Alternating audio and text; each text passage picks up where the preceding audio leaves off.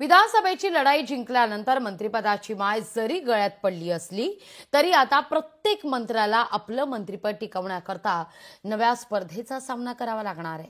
त्याकरता कधी कधी दिवसातील 24 तास केलेलं कामही कमी पडू शकतं। म्हणून राज्यातील मंत्री आपल्या फिटनेस करता नेमकं काय करतायत चला जाणून घेऊया। नवनिर्वाचित कॅबिनेट मंत्री जयकुमार गोरे आणि दत्तात्रय भरणे हे देखील सध्या फिटनेस फ्रीक पाहायला मिळतात। विशेषतः जयकुमार गोरे या सगळ्याचा आढावा घेतलाय, त्यांच्याशी संवाद साधलाय आमचे प्रतिनिधी चेतन ननावरे यांनी। नागपूरचं हिवाळी अधिवेशन सुरू आहे आणि मंत्रिमंडळाचा विस्तारही झालेला आहे। बाकी आहे ते खाते वाटप। मात्र याच खाते वाटपानंतर मंत्र्यांचा खरा कस लागणार आहे तो म्हणजे त्यांची परीक्षेमध्ये।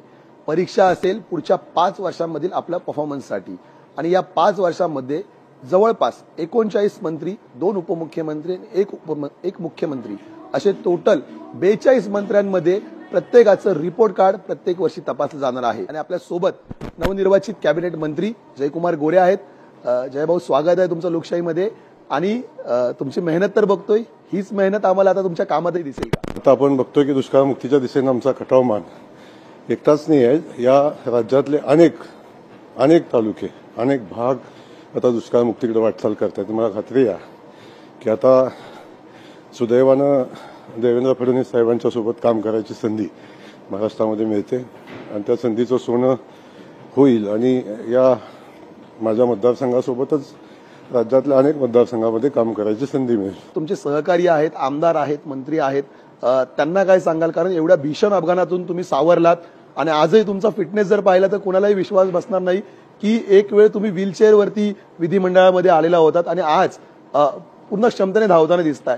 फिटनेस एकंदरीत हा जपण्यासाठी काय मंत्र द्या? मी पुन्हा जिममध्ये आलोय, पुन्हा मी पूर्वीप्रमाणे व्यायाम तर करतो। फिजिकल फिटनेस महत्वाचाच आहे।